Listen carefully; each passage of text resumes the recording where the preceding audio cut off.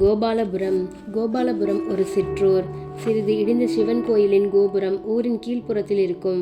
மாந்தோப்பின் மீது ரஸ்தாவின் திருப்பத்தில் இருந்து பார்த்தால் தெரியும்.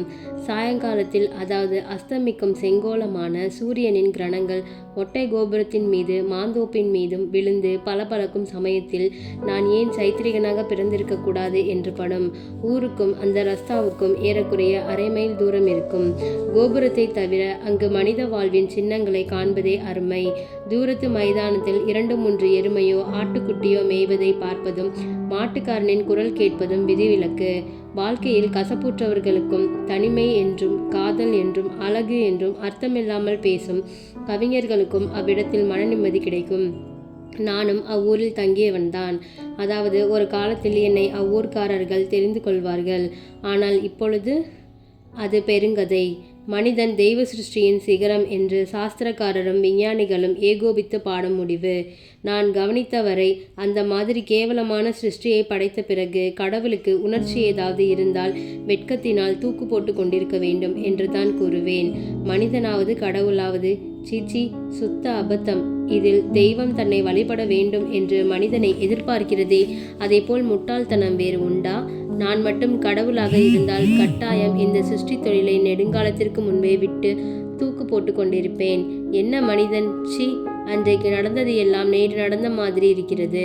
அதற்கு முன்பு கோபாலபுரம் என்னமாய் இருந்தது? லக்ஷ்மி ஒருத்தியே போதுமே, ஊர் நிறைந்தால் போல் இருக்க. சாயங்காலத்திலே சிவன் கோயில் கிணற்றில் ஜலம் எடுக்க வரும்போது தமிழ் பெண்மையின் லட்சியம். சீச்சி, அவளும் நாற்றம் எடுக்கும் தசை கூட்டம்தானே. பெண்மையாவது லட்சியமாவது.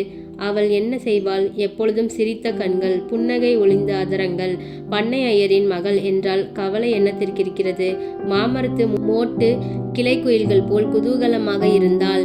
குயில்களுக்கு தம் மோகன குரல் இன்பத்தால் மற்றவரை துன்பப்படுத்துவது தெரியுமா? அப்படித்தான் அவளுக்கும் வாழ்க்கை இன்பம் என்ற பெரும் களியாட்டமாக சென்றது. அப்பொழுது நான் அங்கே போய் தொலைந்தேன். வேறு எந்த ஊராவது என் மனதில் தோன்றக்கூடாதா?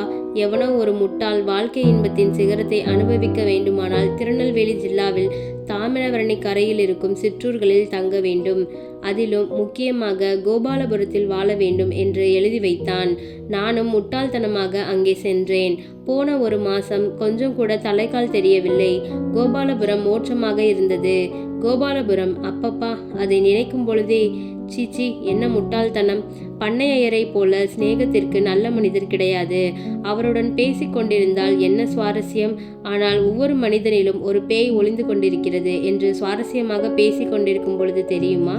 எவனொருவனை கீறினாலும் இரத்தந்தான் வரும். உள்ளிருக்கும் தீமையை காண்பிக்கும் சிவப்பு வெளிச்சம் மாதிரி. மனிதன் அதற்கப்புறம் அவன் சுவாரஸ்யமாக புழுகும் விதி. அதை பற்றி அதிகமாக கூற வேண்டுமானால் பைத்தியக்கார ஆஸ்பத்திரிக்கு சரியான வேதாந்தம்.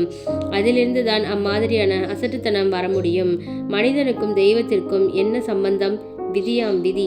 நான் உட்கார்ந்து எழுதும் அறையிலிருந்து பார்த்தால் லக்ஷ்மி ஜலமெடுக்கப் போவது தெரியும். அவளது களங்கமற்ற சிரிப்பு உள்ளத்தை எவ்வாறு தீர்த்தது என்று யாருக்கு தெரியும்? நான் மனிதன் கண்டவிடத்தில் எனது உள்ளத்தின் கொதிப்பை திறந்து காண்பிக்க முடியும். அதிலும் லக்ஷ்மியிடம் மனிதனும் குரங்குதான். எதை எடுத்தாலும் பீத்து முகரத்தான் தெரியும். அவள் எனது லட்சியம். வேறு ஒருவனை கல்யாணம் செய்து கொண்டு அவனை காதலித்திருப்பவளை காதலிக்க எனக்கு உரிமை உண்டா? உணர்ச்சி உரிமையைத்தான் கவனிக்கிறதாக்கும். நட்சத்திரம் வேண்டுமென்று அழுகிற குழந்தைக்கு எதை கொடுத்து ஆற்ற முடியும்? எனது காதல் பாபம் எனக்கும் தெரியத்தான் செய்யும். ஆனால் இம்மாதிரியான பாவங்கள் எத்தனை வேண்டுமானாலும் செய்ய வேண்டும். பாவம்தான் மனிதனது உடலை புனிதமாக்குகிறது. மனிதன் அவனை போல் அசட்டுத்தனமாக பிரகிருதிகள் கிடையா. மனிதன் புலோ. அவளுக்கு என் உள்ளத்து எரிமலையின் கொந்தளிப்பு தெரியாது. கோபாலபுரம் மோகத்தில் நாவல் எழுத வேண்டும் என்ற பைத்தியம் பிடித்தது. கோபாலபுரத்தில் வாழ்க்கை சித்தரிப்பது இலக்கியத்தின் வெற்றி என்று நினைத்தேன். படமும் படிப்படியாக வளர ஆரம்பித்தது. அதில் லக்ஷ்மியும் இடம்பெற்றது அதிசயமன்று. சன்னலில் இருந்து பார்க்கும்பொழுது லக்ஷ்மியின் களங்கமற்ற சிரிப்பு எனது நாவலின் வளர்ச்சிக்கு ஊக்கமளித்தது. அன்று தீபாவளிக்கு முதல் நாள். அவளுடைய புருஷனும் பட்டணத்திலிருந்து வந்திருந்தான். பண்ணையார் வீட்டில் ஏக தடபுடல் என்று நான் சொல்ல வேண்டுமா? மறுநாள் இந்த புழுக்களின் தன்மையை காண்பிக்கும் நாள் என்று யார் கண்டார்கள்? மத்தியானம் நான் அவர்கள் வீட்டிற்குள் போனேன். வாசற்படியில் ஏறினதும் எனக்கு என்னமோ ஒரு மாதிரியாக இருந்தது. எல்லோரும் கூடத்தில் உட்கார்ந்திருந்தார்கள். பண்ணையார் ஒரு நாற்காலியில் உட்கார்ந்திருந்தார். எதிரில் ஒரு சோஃபாவில் லக்ஷ்மியும் அவள் கணவனும் உட்கார்ந்திருந்தார்கள். மூவருக்கும் எதிரில் அவள் தம்பி சுந்து பெரிய மனிதன் போல் உட்கார்ந்திருந்தான். லக்ஷ்மியின் முகம் குன்றி போய் வெளியிருந்தது. அவள் கணவன் சித்திர பதுமை மாதிரி திருத்திருவென்று விழித்து கொண்டிருந்தான். அம்பி அவரிடம் ஒரு கடிதம் கொடுத்தான். உமது மேஜையில் இருந்ததாம். அதை எழுதியது நீர்தானா பாரும் என்றார் பண்ணையார். எனது மனம் கலங்கமற்றிருந்ததால் தானே. கடிதம் நான் தான் எழுதினது. ஆனால் அது எனது நாவலின் ஒரு பகுதி. அப்படி சொன்னால் நம்புவார்களா? அவள் பெயரும் லக்ஷ்மி. நானும் என்னால் இயன்றவரை சொன்னேன். மனம் கலங்கமாக இருக்கும் பொழுது என்னதான் சொல்ல முடியும்? எனக்கு சுந்துவின் மீது கோபம் வந்தது. ஆனால் பண்ணையாருக்கும் அவருடைய மாப்பிள்ளைக்கும் லக்ஷ்மியின் மீது சந்தேகம். என் முன்பே நாக்கில் நரம்பில்லாமல் பேசினார்கள். கண்கள் எரிக்குமானால் அவள் என்னை அன்று தீத்தி விட்டிருப்பாள். என் மனம் அவளை நோக்கி தகித்தது. அவள் உள்ளம் எனது செய்கையின் மீது கனன்றது. அவள் மீது அபவாதம். காரணம் நான், அதாவது ஓரளவில் நான். மறுநாள் அவள் பிரேதம் கிணற்றில் மிதந்தது. அவளது அசட்டுத்தனம். பிறகு அங்கிருக்க முடியுமா?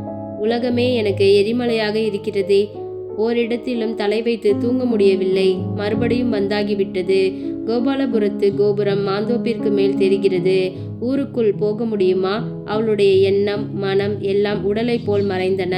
நான் மட்டும் ஏன் பேய் போல் அலைய வேண்டும்? அதுதான் விதி என்று சமாதானப்படுத்தி கொள்ள வேண்டிய விஷயமாம். மனிதன், விதி, தெய்வம் தள்ளு, வெறும் குப்பை, புழு, கனவுகள்.